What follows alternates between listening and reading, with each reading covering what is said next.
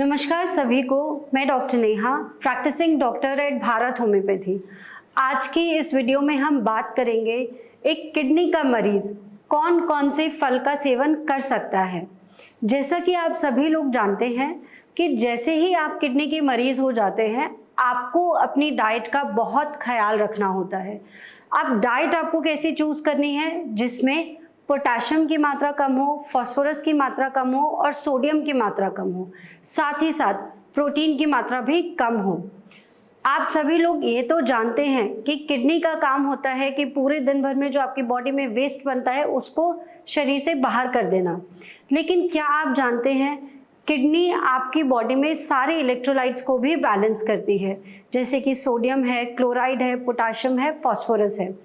Kidney का काम होता है ये जज करते रहना हमेशा कि कितना पानी है, कितना एक्स्ट्रा है या कितना कम है और कितना पेशाब के रास्ते पानी बाहर करना है। साथ ही साथ कितना सोडियम, कितना पोटेशियम, ना ज़्यादा होना चाहिए शरीर में, ना कम होना चाहिए। अब जब हम ये सारे काम नहीं कर पाती है किडनी, तो जाहिर सी बात है आपको ख्याल रखना है कि ना ही आपकी बॉडी में इन सारी चीज़ों की कमी हो और ना ही इन सारी चीज़ों का एक्सेस हो। अधिकतर पेशेंट्स जो प्रॉब्लम फेस करते हैं वो एक्सेस ऑफ पोटेशियम और एक्सेस ऑफ फास्फोरस फेस करते हैं। तो इसलिए हम आपको एडवाइस करते हैं कि आपको सोडियम रिस्ट्रिक्टेड और आपको पोटेशियम रिस्ट्रिक्टेड डाइट लेनी है। अब यहीं हम फ्रूट्स की बात करें तो अधिकतर जितने भी फ्रूट्स होते हैं उनमें पोटेशियम की मात्रा और फास्फोरस की मात्रा बहुत ज़्यादा होती है। तो फिर आपको बहुत चूज़ करके खाना है कि कौन कौन से फ्रूट्स आपने लेने हैं।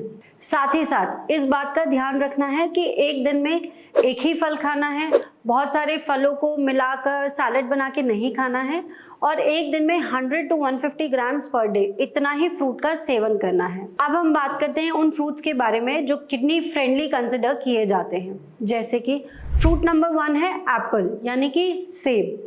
सेब में पोटेशियम की मात्रा भी कम होती है, सोडियम की मात्रा भी कम होती है। साथ ही साथ सेब का फ़ायदा ये होता है कि उसमें आयरन ज़्यादा होता है और फाइबर ज़्यादा होता है। तो ऐसे में पेशेंट को आयरन की पूर्ति करने में मदद करता है और आपकी भूख को शांत करने में हेल्प करता है। दूसरा फ्रूट है पपाया। पपाया किडनी के लिए बहुत अच्छा कंसिडर किया जाता है, स्पेशली अगर आपको गैस्ट्रिक इश्यूज़ है या इंडाइजेशन का प्रॉब्लम है। पपाया, अगर आप ब्लड शुगर के भी पेशेंट हैं तो पपाया काफ़ी हेल्पफुल होता है ब्लड शुगर के पेशेंट्स के लिए। अब तीसरा फ्रूट जो किडनी फ्रेंडली कंसिडर किया जाता है वो है चेरीज़। चेरीज़ आप मॉडरेट अमाउंट में ले सकते हैं, 1 हैंडफुल ले सकते हैं, बट जैसे ही आपका क्रिएटिनिन लेवल एक हद से ज़्यादा बढ़ जाए, जैसे 5-6 के ऊपर चला जाए, तो आपको चेरी का कंजम्पशन लिमिटेड रखना है। चेरी की सबसे अच्छी चीज़ है कि चेरी टेस्टी होता है, मीठा होता है, येट आपके ब्लड शुगर्स को मैनेज करता है।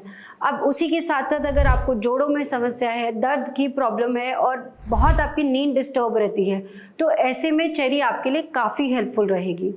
अब हम बात करते हैं चौथे फ्रूट के बारे में, वो है गुआवा। गुआवा काफ़ी अच्छा कंसिडर किया जाता है किडनी पेशेंट्स के लिए।